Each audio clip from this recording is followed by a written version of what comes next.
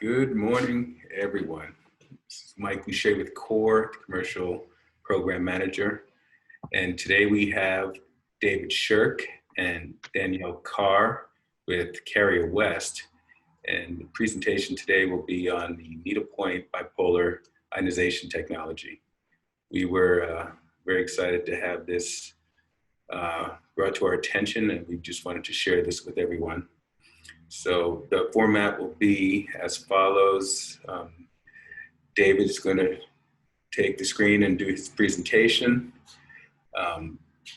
Marty is going to field all the questions through the chat. So please, if you can use the chat below the bottom of your screen and put your questions there. The opportunity is for David to share his information uninterrupted, and then at the end, answer all the questions that come up. And following this presentation, if you have any questions and you need to reach out, Dani's information will be there for you to reach out to. So I will let David take it away, and thank you all for attending. Thank you very much. I appreciate it. Looks like we have about 15 people in the audience here, and from what I understand, we have quite an array of attendees out there. We have facilities managers and city planners and city management people and engineers and inspectors and energy efficiency program and utilities people and owners and contractors and all kinds of it's a diverse audience, needless to say, which is great, right? But it also means I'm going to have to kind of keep this at a general level, if you will, with regards to what it is I'm going to speak about this morning. And that being said, if I do not touch on something that is of interest or concern to you, by all means, please feel free to bring that up either as a chat question to our moderator or in the oral portion of the Q&A that'll follow about 45 minutes from now, if I can get through this as efficiently as I want to.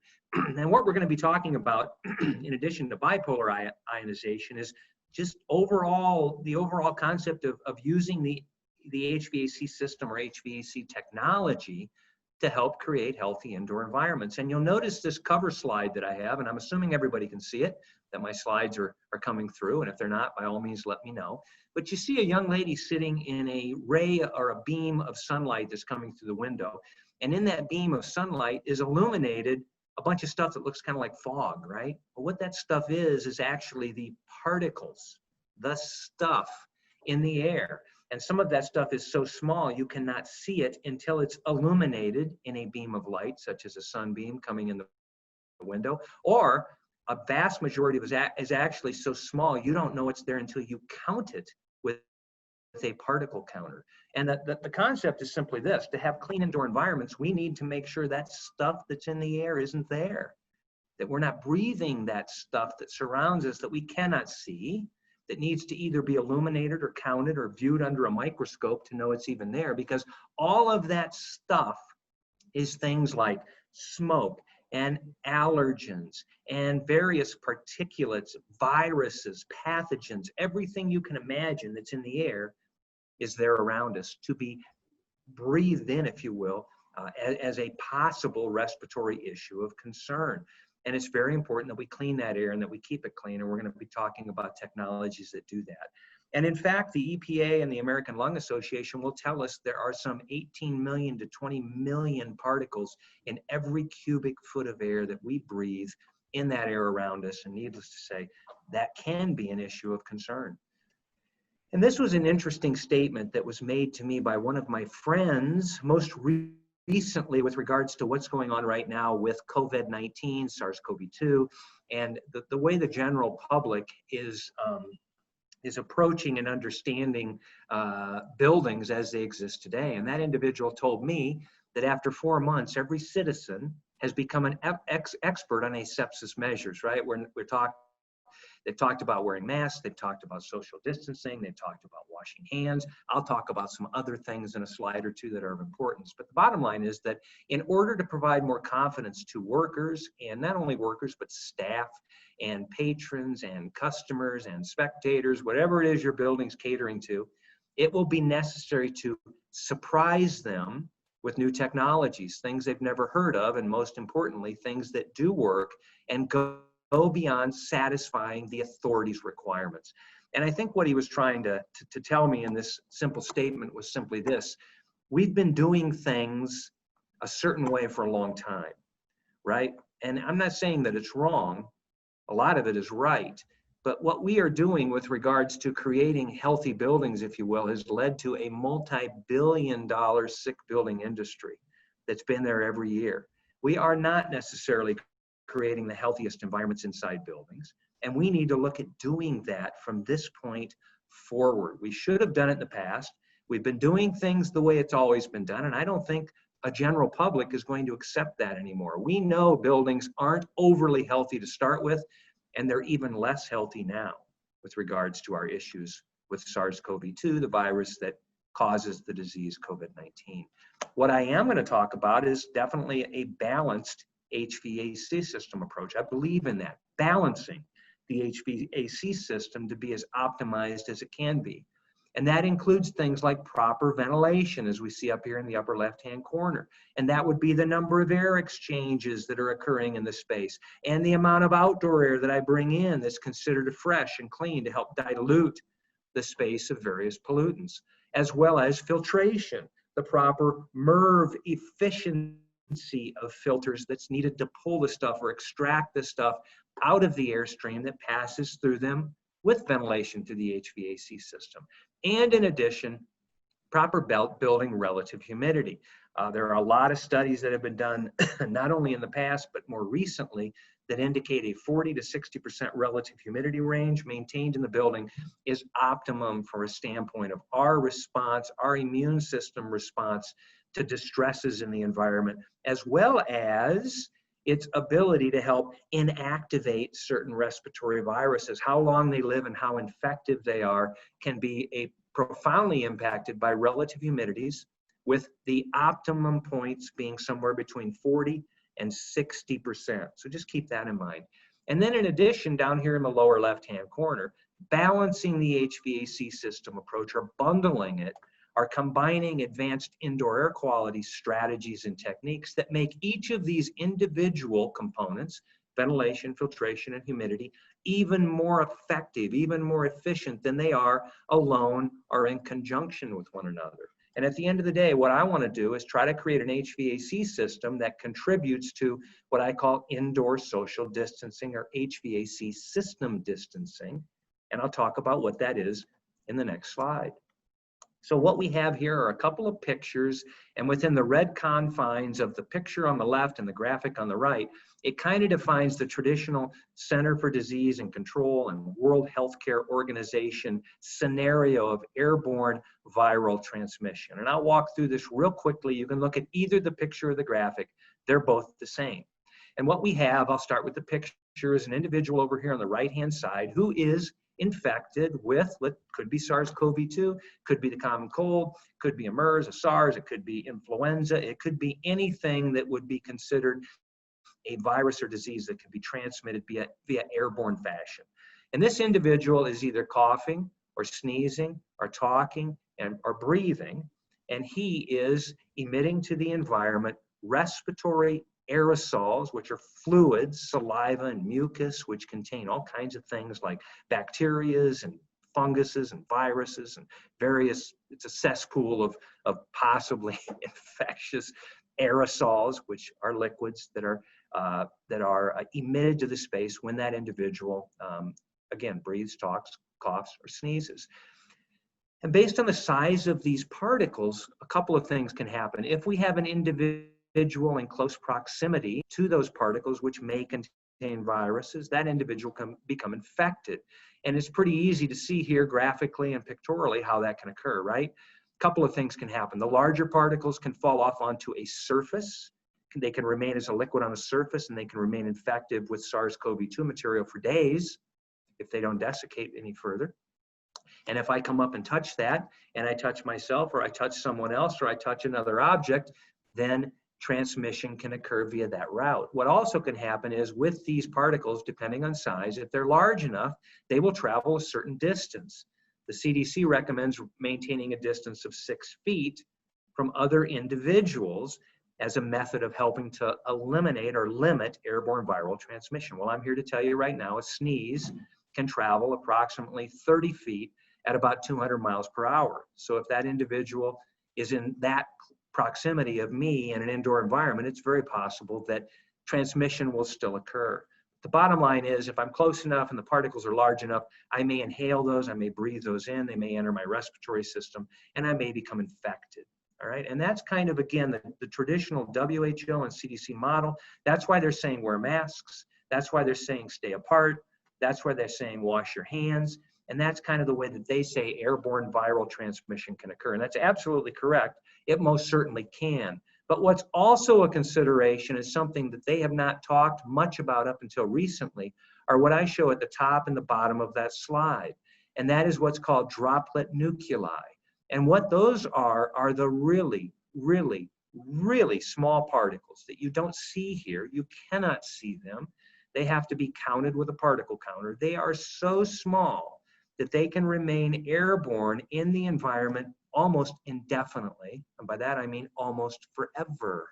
They are so small, aerodynamically in size and weight, that they are not influenced by traditional air motion as would be applied to a space by an HVAC system. They will hang around forever. And we know that based on current testing that's been done on SARS-CoV-2, airborne particles, and specifically droplet nuclei, they can remain infectious in that state for up to 16 hours, which means that I, as an individual in the space, will be walking around, coming in contact with those droplet nuclei, and possibly breathing those and becoming infected.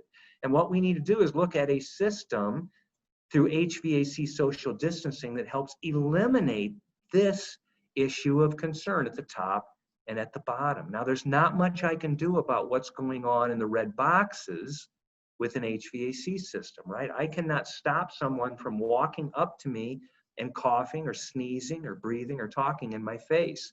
And if they don't have a mask on and I don't have a mask on, and depending on the efficiency of those masks, viral transmission may very likely occur if one of the two people are infected with a disease of some type. But what I can do is I can work on these droplet nuclei that I show at the top and the bottom and help eliminate that from the picture. And I'm going to show you in the slides to come how we can do that. So we're going to talk about bipolar air ionization.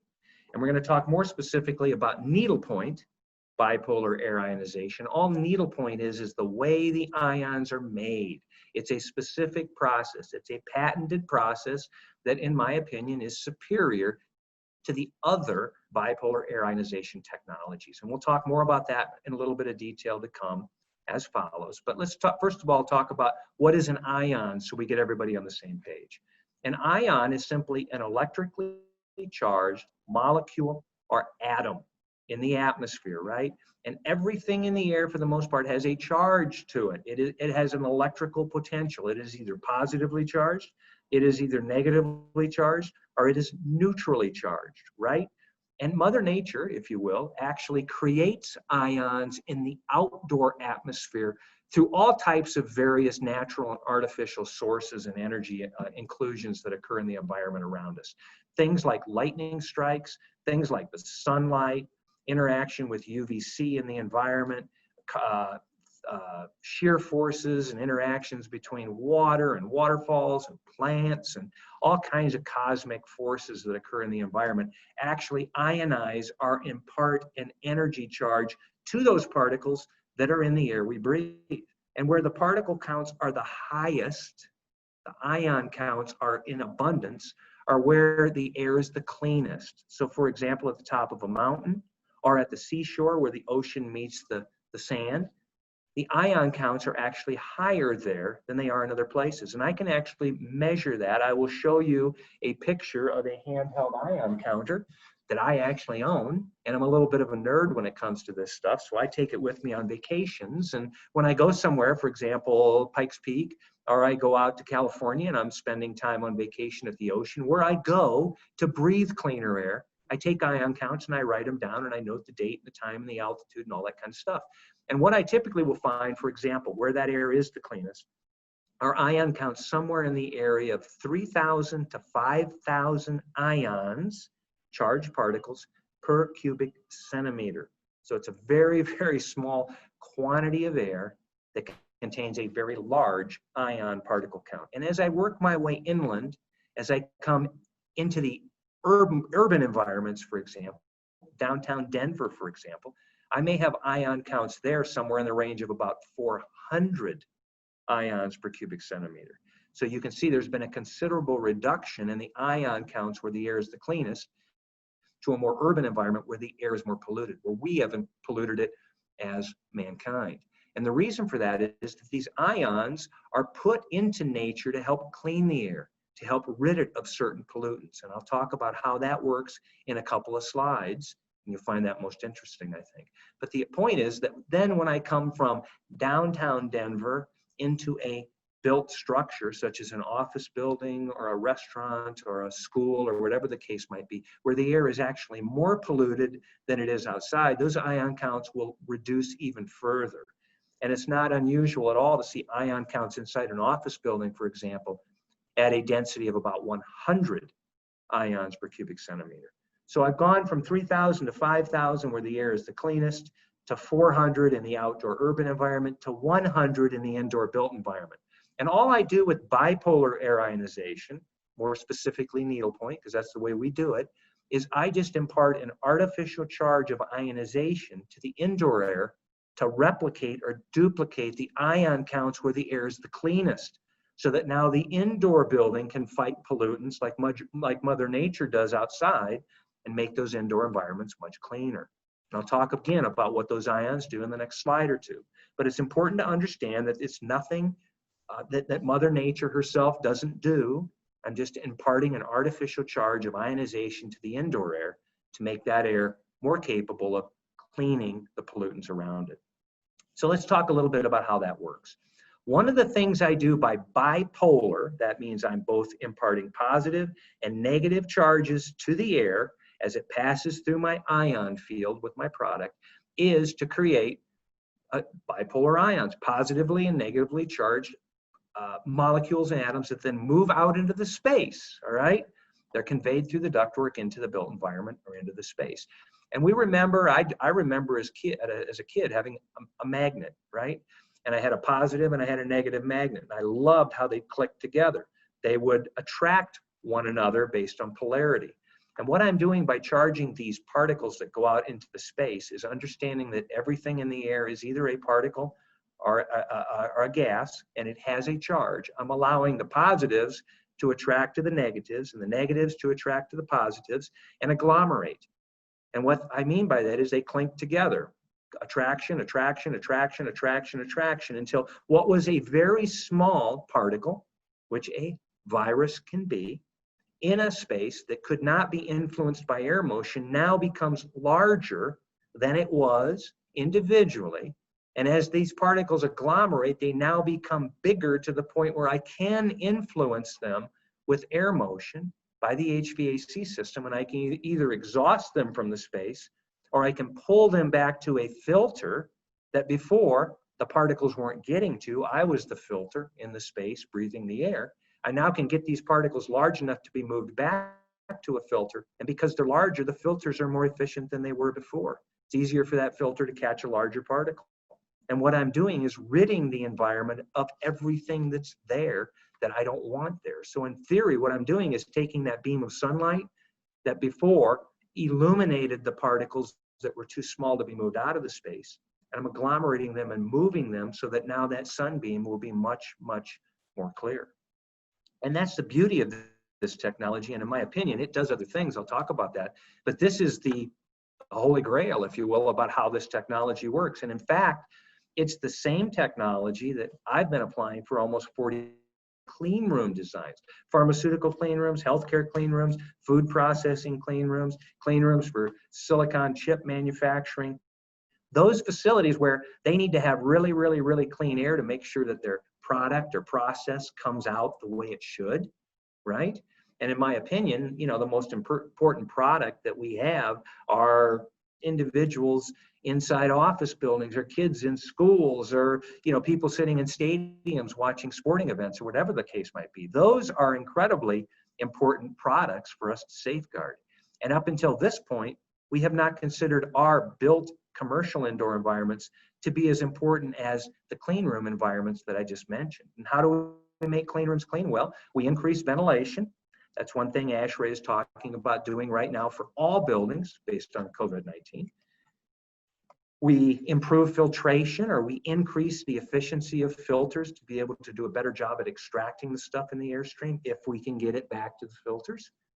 And that's something ASHRAE and authorities having jurisdiction are talking about doing right now in more commercial environments.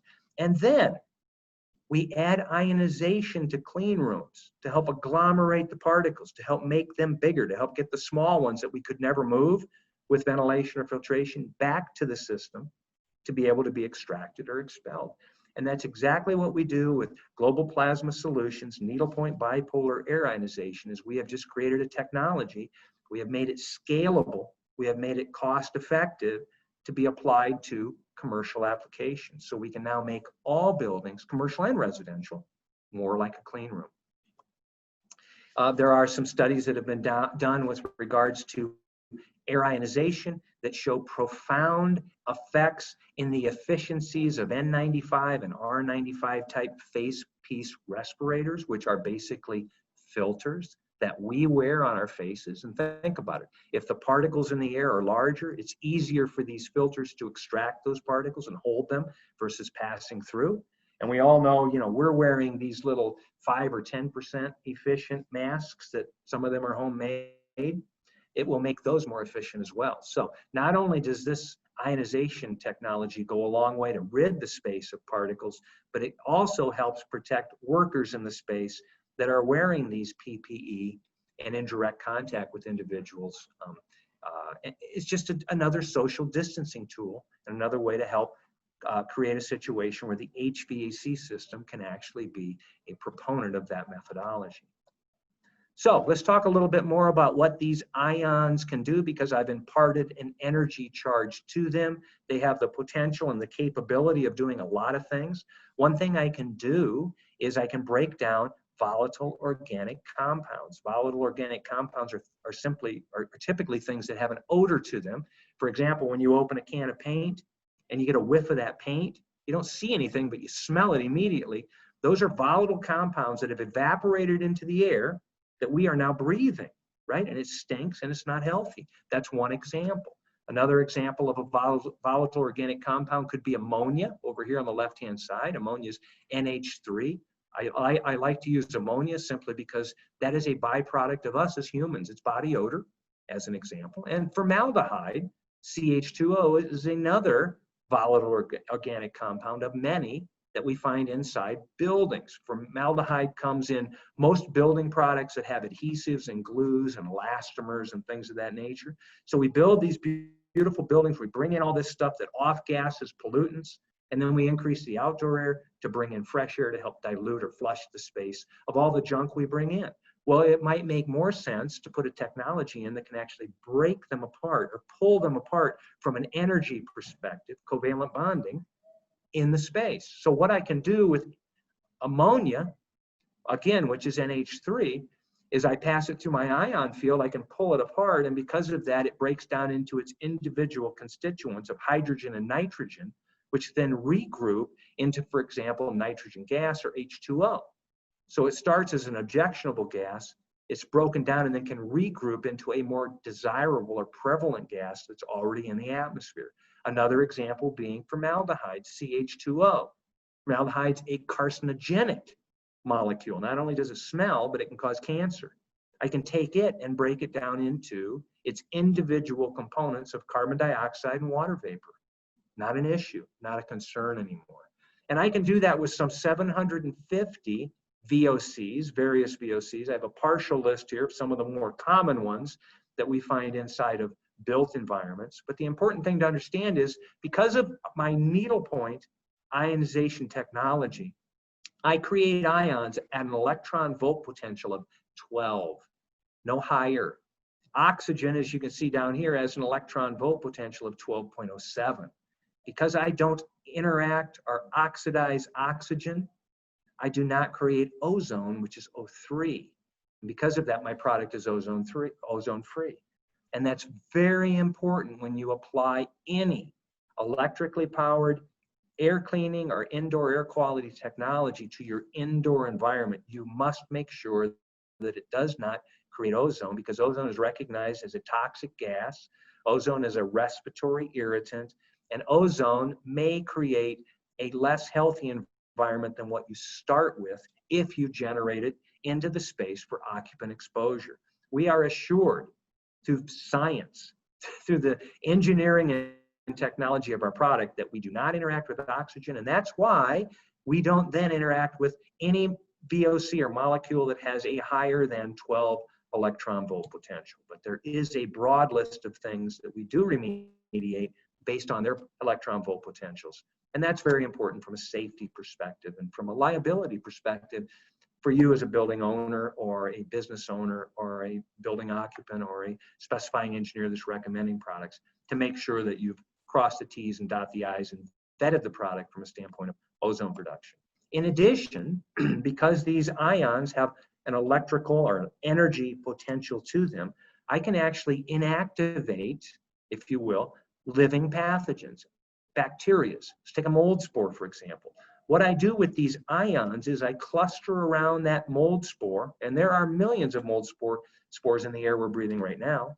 They come into the building from the outside. They're made outside by Mother Nature, the dirt and plants and trees and things of that nature, and they are brought into the building through the outdoor air that we bring in for ventilation, the stuff that gets through a filter, or we track them in on our shoes. We bring them in on our clothes. They come in every time we open the door to the building. They come in through infiltration, things of that nature. Millions of them in the air we're breathing. It's not a big issue for us as healthy individuals, but in healthcare applications, where you have immunocompromised individuals, it can be a life or death scenario. Hospitals love this, because what I can do is cluster around a mold spore, for example, and through that covalent bonding characteristic, that energy potential, the ionized particle can literally extract the hydrogen molecule from that pathogen and render it incapable of reproducing. And if it can't reproduce, it's no longer an issue of concern. There are many situations, healthcare applications particularly, where I apply this technology upstream of a air handling cooling coil. Air handling cooling coils are notorious for growing mold and biological growth, fungus, mildew, things of that nature, and they become slimy, and you have to go in and clean them, hopefully. With this technology, because I can remediate a living pathogen, there no longer will be issues with mold growth inside that HVAC system. So I keep the cooling coil, the fan, the ductwork, all that stuff free of mold growth, and then I can allow the ionized air to enter the space and interact with pathogens in the space as well. So I'm actively treating those pathogens both inside the HVAC system and in the built environment or the space as well. In addition to that, in very similar fashion, I can inactivate or disrupt the RNA of a virus. Now, viruses are not living. It's not a living pathogen. I don't actually kill it. Viruses need a human host or a host of some type to attach themselves to, and then they infect our cells and they take over our cells and replicate, and we either become sick or we die. What I can do with the energy capability of these ions is cluster around that virus particle or that viron, and I can disrupt its lipid membrane and create a fusion or hole in that membrane, which disrupts the RNA of a SARS-CoV-2 virus and renders it incapable of infectivity. And you can see over on the left-hand side a list of other things, this is just a partial list, that I can inactivate based on laboratory testing. And as of June 20th, we now have official documentation back from a third-party laboratory under testing conditions that indicates we have the ability to inactivate SARS-CoV-2 virus. I'll give you a little more information on that in a couple of slides to follow. But that's important, and it's important that if you have a specific issue of concern, that you make sure the technology that you're applying can remediate that issue. Now, I can remediate SARS-CoV-2 viral material and a long list of others, but we know as well I can take care of living pathogens, and I can agglomerate particulate in the air and get it out of the air once and for all. So regardless of whether it's alive or dead or just floating around, if I can get it out of the air, that's the most important thing. And in my opinion, again, that's the holy grail of how this technology works. It's just cleaning the air once and for all. If it isn't in the air, it can't hurt me. So this is a pictorial representation I made myself. It's not fancy, but it gives you some idea of how the technology works. So over on the left-hand side, I have a space, an indoor environment. We'll come back to that. On the right-hand side, I have an HVAC system that includes ductwork and filters and probably a heating coil and a cooling coil. It might have a humidifier in it. It might have some type of advanced IAQ technology. Hopefully our needlepoint bipolar ionization, more ductwork and a fan. And this system basically extracts air from the space. It attempts to filter it. It heats it, it cools it, humidifies it, and it may do some type of air cleaning and then supplies it back to the space. Over here on the left-hand side, we have all these issues of concern. We have these viruses. We have these VOCs, or volatile organic compounds. We have these pathogens, these living organisms that can cause infection or illness. And then we have the allergens, the smokes, the odors, the dust, the particulates, everything else in that space. And what I do with my technology is I impart ions to the airstream, which travel through the ductwork into the space. And they start actively working on the issues of concern in the space. So I start inactivating viruses, I start breaking apart VOCs, I start killing living pathogens, I start agglomerating the allergens, the smokes, the odors, the dust, the particulate, and the other stuff, making it bigger, actually being able to move it out of the airstream into the HVAC system, into the filter once and for all.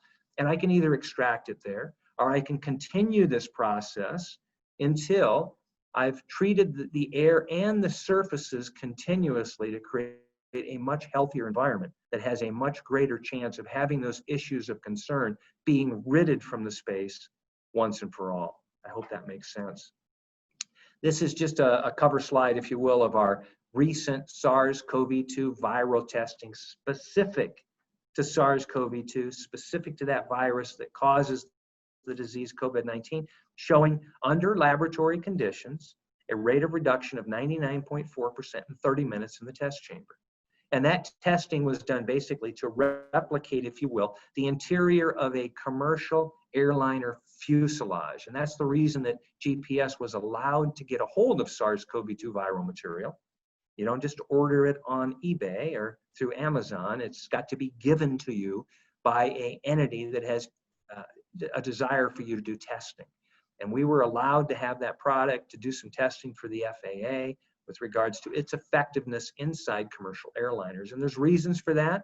One of the reasons is we have it in the White House. And I think quite honestly, they were interested in understanding the efficacy of the product for its application there, which had been done in the past, but now specific to SARS-CoV-2, because we do have testing on other viral concerns. Again, CoV-1, tuberculosis, norovirus, rhinovirus, feline calicivirus, all kinds of ugly, nasty things that are in the air that we don't want there, that we have previous testing that proves we can remediate.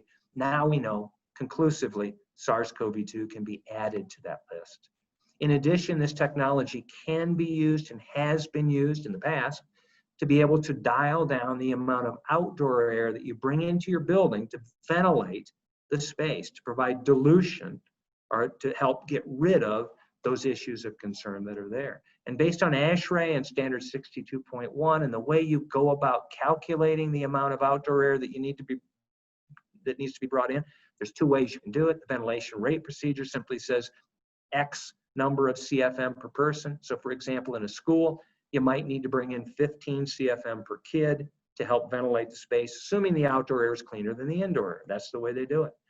And you just set up the system, you dial it in for the minimum amount of outdoor air that needs to be brought in when anyone's in the space, and you just run it that way. And the issue with that, of course, is there's an energy penalty because that air has to be heated or cooled at certain times of the year. And those energy costs can be substantial, as any of our energy practitioners on the webcast today can attest to.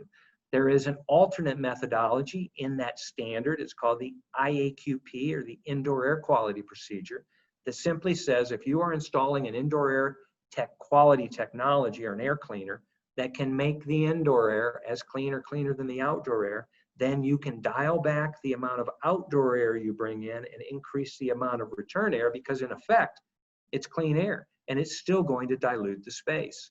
GPS, needlepoint bipolar air ionization, qualifies quite readily for that procedure as a technology that's recognized. And for the most part, we can dial back outdoor air at quantities anywhere from 50 to 70%.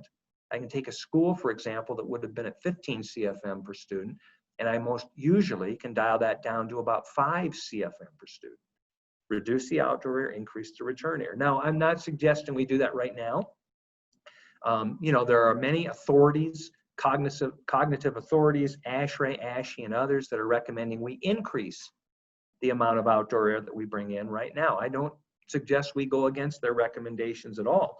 I'm simply saying that if the day does come where we can go back to more traditional operation, we may want to look at dialing down outdoor air quantities in order to help pay for this technology's implementation based on future energy savings. It's just something to think about. There are some, the government has put forth what's called the CARES Act. The CARES Act has earmarked some, I believe it's $2 or $3 trillion of COVID-19 recovery money that is going out to not only individuals, but to businesses and to schools and to other organizations that need to implement COVID-19 actions in order to get their buildings, their environments back up to an acceptable level where the public can be re-engaged and brought indoors. There's some tax benefits. There's some money that's available just for making some of these implemental changes in your systems that I'll point out you should look into as again, another methodology to help possibly pay for the implementation of any technology that you're considering using to help create a better and healthier environment through HVAC measures. And then this is kind of cool. This is something that Global Plasma Solutions themselves came up with. This is a sticker that can go on the front door of a building or in the lobby, or it can go in the restrooms, or it can go in the teacher's lounge, or it could go on a food menu or a stadium ticket, or whatever the case might be. It could be put on a building owner's website, or it could be mailed out as a flyer. And it allows you as an individual who maybe have a little trepidation about re-engaging in that building's indoor environment for the first time to walk up to that little Scan Me logo with your cell phone, put it on photo, center that Scan Me label into your center frame of your photo app, and it will immediately reposition you to a website that will tell you about what's been done in that building to help make it healthier and safer for you to re-engage with. For example, the most recent SARS-CoV-2 testing that's been done, and testing on other environmental issues of concern, such as human coronavirus CoV-1, or C. diff, or Legionella, or norovirus, or tuberculosis, or MRSA, or staph, or E. coli, and a broad array of other indoor issues of concern. A lot of these are big deals for hospitals. They love this. And in addition, it'll tell you about some of the major medical centers and the airports and the schools and the stadiums and the other applications or vertical markets that this product has been applied to in the past. And as well, some of the notable installations. You see the White House down here in the lower right-hand corner, as well as Johns Hopkins Medical and Duke Health and Harvard and Boston Children's Hospital and Google and bunches and bunches of others. Some of their patents and some of the issues or some of the benefits, if you will, with regards to the needlepoint bipolar air ionization process as well. And at the end of the day, what it's designed to do is just basically make an individual more comfortable with walking back into a building for the first time, whether it be a office building or a restaurant or a school. We're doing tons of schools right now, and the parents are very concerned with their students going back and repopulating with a whole bunch of other students that we know aren't going to wear their masks. But who's more concerned with that are the teachers. They're the ones that are getting sick. So they have tremendous issues, tremendous concerns and trepidations about getting back into those environments for the first time. So that whole concept, what we have to do, it's a two-tier approach, right? We have to come up with technologies that actually do work, that actually will help make a better and healthier indoor environment. And then we need to bundle those with other things, such as social distancing, such as masks, such as temperature scanning before you walk into the building, all kinds of things. Things that bundled together will actually work. But then we got to get over that mental hurdle of people that are afraid. It's a psychology, it's an exercise in psychology, if you will, to a certain extent. We have to make them feel comfortable about what we've done. We have to surprise them with new technologies that they've never heard of, that they go, well, maybe we can finally create a better and healthier indoor environment. And that's exactly what that Breathe Easy sticker is helping to do. We're taking the latest and greatest technology, we're bundling it with everything else that we know works, and then we're letting people know about it. We're telling them, you can be healthier, and this environment most certainly will be. So with that being said, that's kind of sort of the end of my presentation, and I want to make sure we leave enough time for questions and comments, and I think I've done that. We got about 15 minutes plus. So I'll hang around and take any questions or comments, and then if there's anything I didn't touch on in enough depth, I can go back to a slide and go into much more detail if we need to.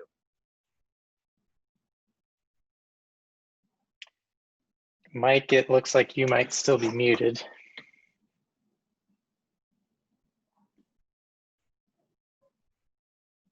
While he's figuring that out, real quick, Dave, we had several questions come through. Sure. One of them, are there solutions for facilities without central air handlers or HVAC systems, like room-based or portable solutions? Sure, there are portable solutions that can be brought into a space. They include things perhaps like UVC robots that can be brought in once everyone's out of the space, and surfaces can be disinfected.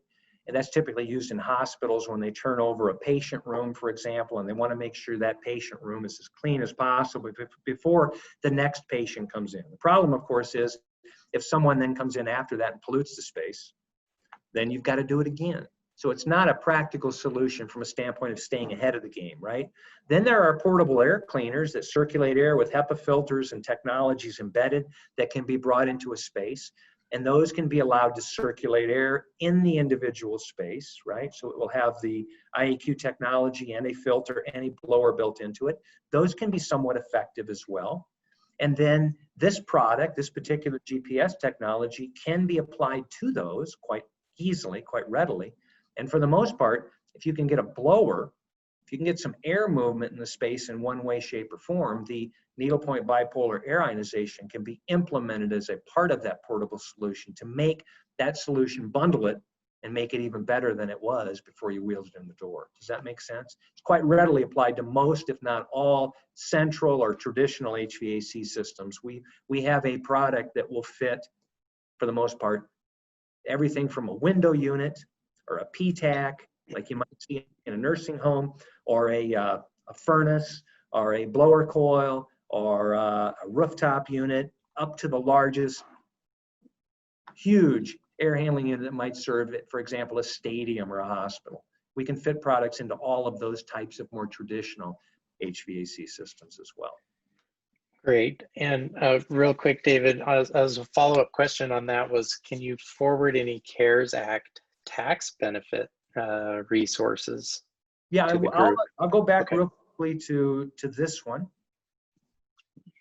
That came out from our friends at Carrier Corporation. We're a carrier distributor, so that is one of the products that we offer our clients in the HVAC realm. If you want to jump on Carrier's website and just go to their coronavirus and/or CARES logo deal, it'll redirect you to all this information.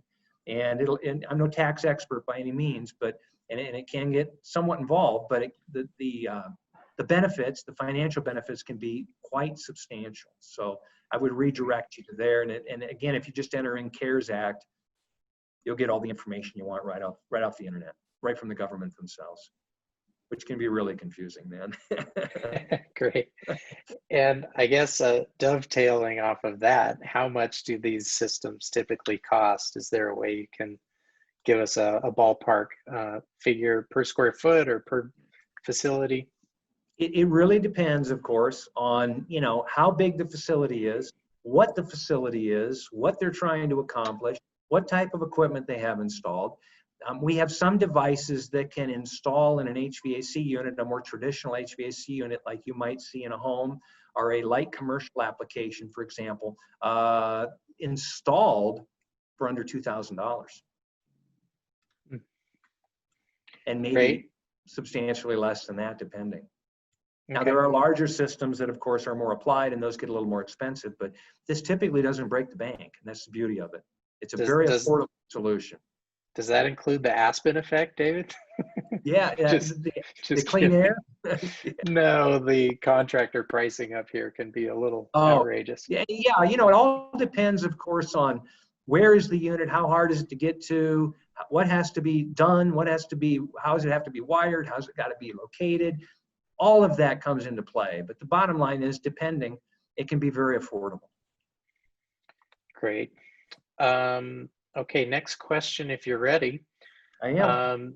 Does needlepoint bipolar ionization eliminate the need for MERV 13 or 14? They are currently very hard to find. Yes, they are. So I would say, I'm gonna start by saying no. If it's a requirement and someone is saying you are required to do it, then you have to do it, right? The problem with that, of course, is that sometimes you can't. More traditional systems may not be able to incorporate a MERV 13 filter. It may not fit. It may create too much pressure drop, which creates issues with the blower, not being able to move enough air, which creates a whole nother problem, or you just may not be able to get them. My understanding is the lead times on new MERV 13 filters is 20 plus weeks. So that's a problem, especially for schools.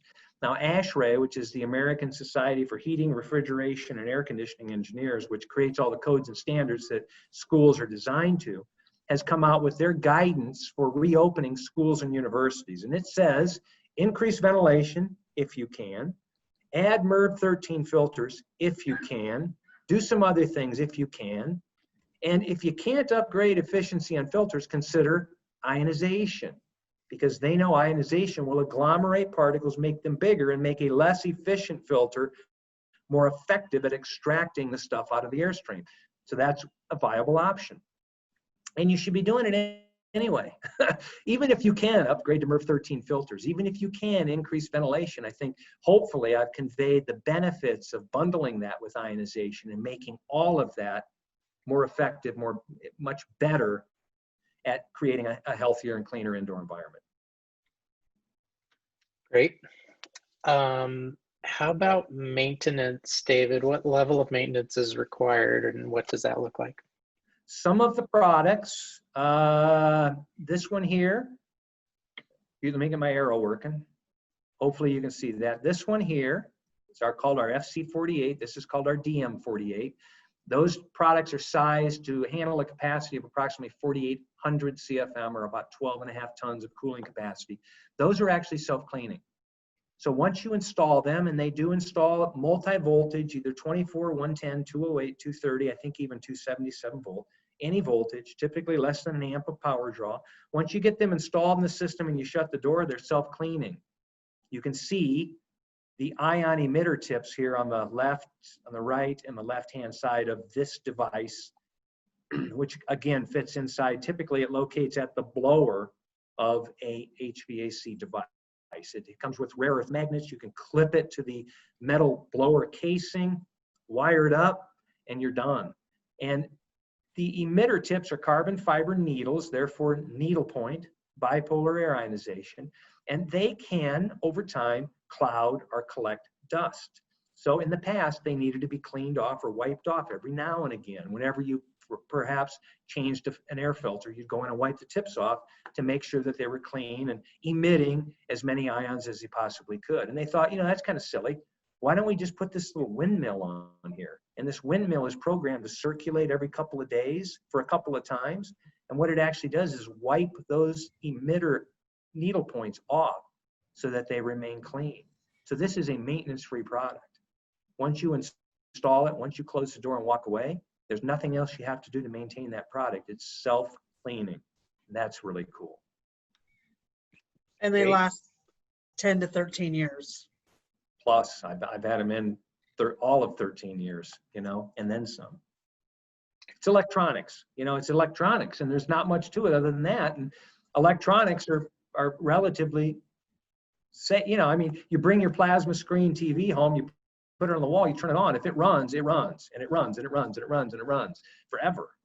I mean, I think my TV, I hate to say it, I think my TV is 14 years old. I just keep it because it keeps working. It's not the greatest picture in the world. There's cooler stuff out there, but it runs. And that's kind of the way these work too. They're electronic devices, and as long as you keep them clean, which we've taken care of on a couple of the products, and as long as they run when you plug them in the first time, you're good to go. Great. And a couple of questions about installation. Dave, can you speak to how it's installed? Who can install it? Are there certifications required to install it? Or, yeah. It should be installed, in my personal opinion, by a licensed, credible HVAC contractor or electrician or someone of that nature. That's not to say that individuals don't, put one in their home and do it themselves. They do it all the time. It's pretty easy to wire up. I've done it myself, and I am no electrician. I do everything I can to stay away from electrical stuff if I can, but I've installed this product in my own home unit, did it in about 20 minutes. It can be done easily, but I will say, for the purpose of the audience here today, you should have someone that's of credible, duty doing that work for you. It's not hard, but I love to see a licensed HVAC contractor or someone of that nature install the product. And you're sure it's going to be done right, and to code and to standard, and then you've got someone that's probably going to handle any warranty issues that may arise as well. Great. And another question, David, that I actually had: what are some techniques we can measure the effectiveness of the ionization in a given facility? And So do we you can- do that? And Yeah. So I didn't mention it. I did say that there was a handheld ion counter that you can get. This is it in the lower right-hand corner. It's probably 2 or 3 times the size of a cell phone, just enlarged. And you can actually walk into a space and you can take ion counts. That space can be outdoors, that space can be indoors. So I can go outdoors and I can take an ion count, and I can come indoors, and after the product's been installed and has been running for a while, what I'm trying to measure are more ions inside than were outside. And then I have a general understanding that the ionization is actually being effective in the air because I have more ions than what I started with. And what I'm actually measuring are residual ions or leftover ions after they've done indoors what it is they help do to clean the air. So I'll just give you an example. If I have an ion count perhaps of 400 outdoors, I'll walk into the space after it's been ionized, after the product's been running, and I may have anywhere from 1,000 to 10,000 ions indoors in the space, right? And I'll have more ions if the air's cleaner, and I'll have less ions if the air's dirtier, and those ions have been depleted in cleaning the air. But the point is, I have more ions in the space than what I started with, or what is in the outdoor air, which is being brought in for ventilation, which is being used for dilution. So my chances of maintaining a cleaner environment are much higher. And that's kind of what you can look at. Or you can do particle counting before and after, actually count the particles in the air prior to the ionization and count the particles in the air after ionization, and you should see a drastic reduction in those particles. And again, all the bad stuff's a particle, and if it isn't in the air, it's not there to hurt me. So that's an indication that the air is cleaner, most certainly is. Or you can actually come onto surfaces and do what they call CFU, or colony forming unit swabs of surfaces for bacterial counts, and see that those surfaces are being maintained cleaner after ionization versus previously. So there's all different kinds of ways you can measure it, all different kinds of ways it's done. I've seen it done in many fashions in hospitals, and you can apply that to the commercial environment as well. It's just how much money do you want to spend on the monitoring device that you use to, prove efficacy. And with the current situation, Dave, will you speak on it about smoke? Oh, with the fires that are going on? Well, and I've noticed this since moving to Colorado 9 months ago. Man, you get a lot of forest fires and stuff going on up here. And I guess I understand that. You got a lot of forest. But the point is simply this, because smoke is a particle, smoke is very, very, very small. Smoke is very difficult to move once you've got it in a space, once it's confined. Because it's a particle, because it has a charge, and because I am oppositely charging the air, if you will, I can agglomerate those smoke particles, make them bigger, and get them out of the airstream, get them into a filter, get them exhausted from the building, and create a healthier and cleaner environment in doing so. Same way I agglomerate anything that's a particle that's in the air of concern that I don't want there. It's clean room technology. Great. Thanks for that, Dani. We're down to 3 minutes, Mike, if you have any last words. Yeah, thank you, Marty. Thank you, David, Dani, and everyone who's here. I just wanted to let everyone know that we are recording this webinar, and it'll be housed on our website. And we can send out any PDF documents that you are requesting. You can go through David here, and Dani. I will send Dani's contact information as well, and you will have ours. The other thing is any follow-up email questions, please feel free to do so. And there's the other reminder, we are doing this one other time on the 31st at the same time. So anyone who could make it today that you may be thinking of, who would like to hear this, please just send them to the invite for the 31st. And if you have any other questions now, you've got 2 minutes to ask. Thank you. If anyone wants quotes, shoot me an email, send those over to me. Don't flood Dave with those. Send me quotes. And also when you guys get ready to order anything, or if you're looking at ordering something, send those over to me, because we're going to try and keep track of this using Aspen Core as the first part of any PO we put in, just so these guys can track it and we can see what our reach was with this. But absolutely, I know there's a lot of questions about cost, and it truly is on each individual system. So you can flood my inbox, that's fine. But as soon as you have my information, go ahead and send me an email, and we'll get you the questions that I need answered and the information we'll need to help you guys with a quote.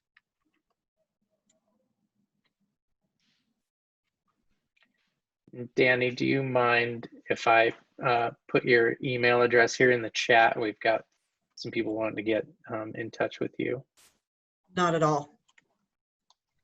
And then Mike, as he mentioned, will be sending out an email as well. So there was one last question that for a small commercial facility, a $2,000 starting price, a ballpark price. Let's not hold it to any measure there, but what kind of square footage does that cover? That would be a single system of 12.5 tons capacity or less as a ballpark. And then depending on how many of those individual systems you have, it would be a multiple of those installation costs. Understanding that typically when there's more units, the cost per unit can go down a little bit, because you get one done and you go to the next, and you've already implemented getting on the roof and vetting the units and checking and all that kind of stuff. Economy of scale, so to speak. So it could be a little less than that, could be a little more than that, depending on how high the roof is and how hard it is to get. Sometimes hospitals, for example, it takes 3 or 4 hours just to get through the front door and to get through all the vetting that you have to do and to go through all the protocols and security and all that kind of stuff. All that can add to the price per unit. So it is a little bit of it fluctuates depending, but it can be simple or simpler as well. It just would depend. And we can certainly, Dani can certainly talk more with you about your specific application and give you a better ballpark. Or we'll come look at it. We do that all the time. Just come out and do a site survey. Okay, with that, we have hit our time. Thank you, everyone, for joining. Thank you, David and Dani, for making time. Marty, great moderation over there. Appreciate it. Good job. Thank you. Thank you all. Thanks everyone. Guys. All right, take care. Thank you. All right. Bye.